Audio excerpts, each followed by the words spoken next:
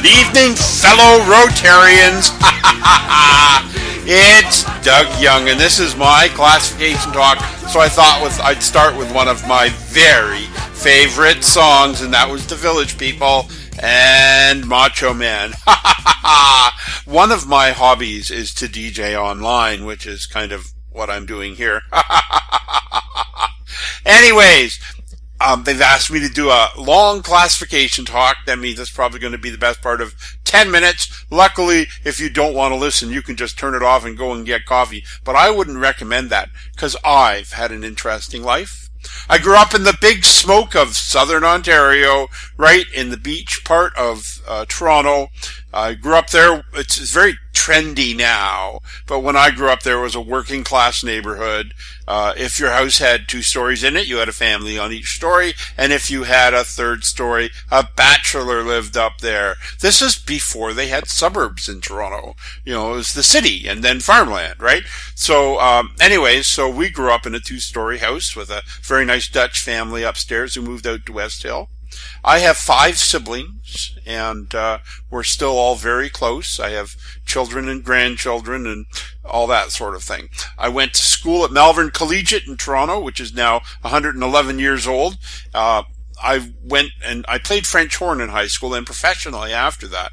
And they had a alumni band for the 100th and 110th anniversary, and I went and played for that. The only time I've played my French horn in the last 15 years. After that, I went to the University of Waterloo, where I studied geography. You wouldn't think you could get a job with geography, but that'll come up a little later. My first job out of school was I worked for a steamship company called Manchester Liners, and then another one called Dart Container Line. And then I got an appointment to the Public Service of Canada at the Weather Office. Oh yeah, I applied for a job in the sunny and warm department. They said, well, we're not going to have any sunny weather for a year, so you'll have to wait. So I have a year to wait. I'm pretty much guaranteed a job, my dream job really, in a year. So I said, what do I want to do? And the TTC in Toronto, the Toronto Transit Commission, was hiring. I said, maybe I'll get to drive the subway. So I did. Did that for a year, racked up 10 demerit points. I was an awful bus driver, but I had a lot of fun driving the giant electric train underground. Then I worked for the Weather Office, did a number of jobs there, including some experimental work with weather displays. Oh yeah, and that was a lot of fun too. And eventually I got sick of the politics and had an opportunity to go out and do some database programming on my own. And I had a young family then, and it was nice to be able to spend time at home with them and occasionally go out and work for clients. Did that for about 10 years, I think. And then the Mike Harris government came in and said, oh, you guys don't need to keep track of that stuff anymore. It's not like we were doing anything with it, typical government, right? And my market just dried up. So I said, what am I going to do? And then there was this internet thing, and I had a whole bunch of skills that were appropriate for the internet, and so I got recycled. And that's what I've been doing for the last 20 years. You know, I've had an email address since 1980. My first email address was UUNet, ! UTZoo, ! ATTCAN, ! Telly, ! Doug. It got shortened to Doug at Telly. Back then, addresses on the internet, server addresses, were a maximum of 6 characters and didn't have a dot or anything in them. So, to say the least, that's changed a lot since then. Which brings me to how I got introduced to Rotary. I had an internet company, and I had a client who said, you know a lot about this internet stuff. Why don't you come and talk to our Rotary Club? I said, that sounds like fun. And I went to the Rotary Club of Hyde Park, which has a continental breakfast meeting. It still does. Very nice people meet out at a golf course. They still meet, same place that I first was introduced to Rotary some 15 years ago. And I did a talk on what's new on the internet. And what was new then was high speed using ISDN lines.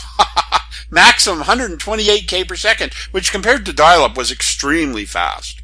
But anyways, I digress. then I've done that. I worked for another company for a few years, and I've worked for my wife for the last 15 years. And we have a nice little business.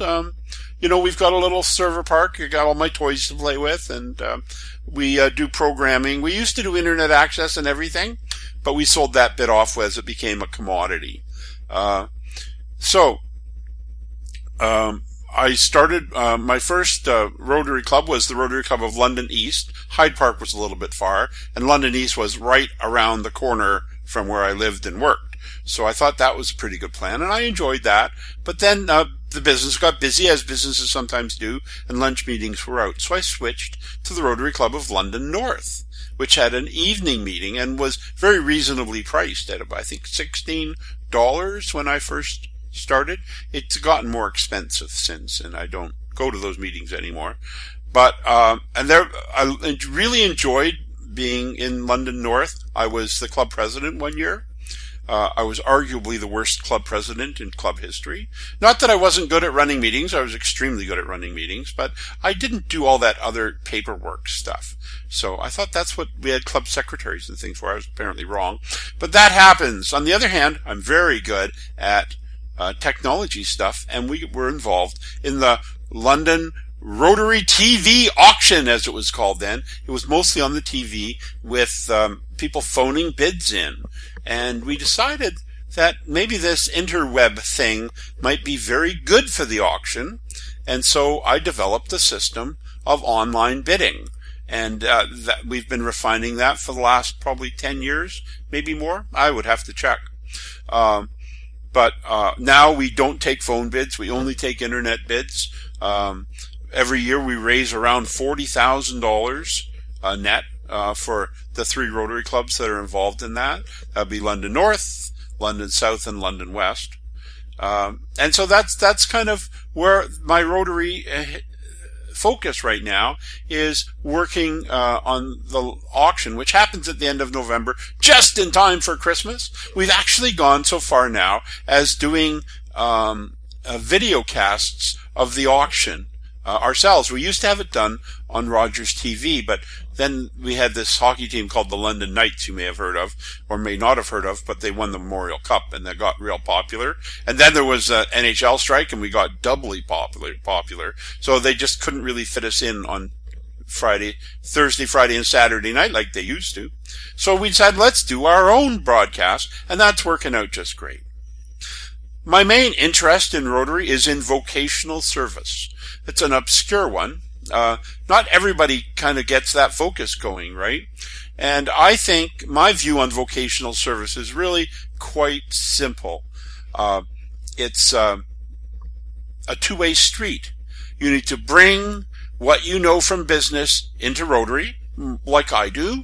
I'm a computer guy, and I'm helping with the auction. But the other thing is, you bring the principles of Rotary into business and to life itself, just like the 4-way test says. So that's kind of my interest in Rotary.